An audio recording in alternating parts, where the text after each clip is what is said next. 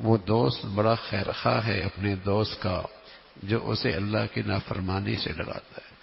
وہ شوہر بڑا خیرخواہ ہے اپنی بیوی کا جو اسے اللہ کی نافرمانی سے ڈراتا ہے. اور وہ باپ بڑا خیرخواہ ہے اپنی اولاد کا جو اپنی اولاد کو اللہ کی نافرمانی سے ڈراتا ہے. وہ بھائی اپنے بھائی کا بڑا خیرخواہ ہے جو اسے اللہ کی نافرمانی سے ڈراتا ہے.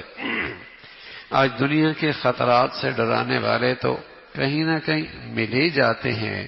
یہ کرو گے تو یوں ہو جائے گا، اور ایسا کرو گے تو ایسا ہو جائے گا، یوں کرو گے تو یوں نقصان ہو جائے گا. لیکن بہت کم ملیں گے جو کسی ایک دوسرے کو اللہ کی نافرمانی سے بھی ڈرانے والے ہو.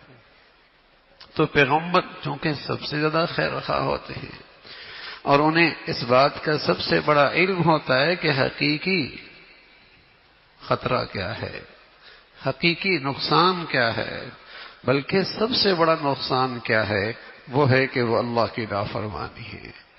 تو اپنی خیرخواہی تو یہی ہے کہ اپنے متعلقین کو اور اپنے محبت کرنے والوں کو اور اپنے چاہنے والوں کو اللہ کی نافرمانی سے ڈرایا جائے. یہ بڑی خیرخواہی ہے.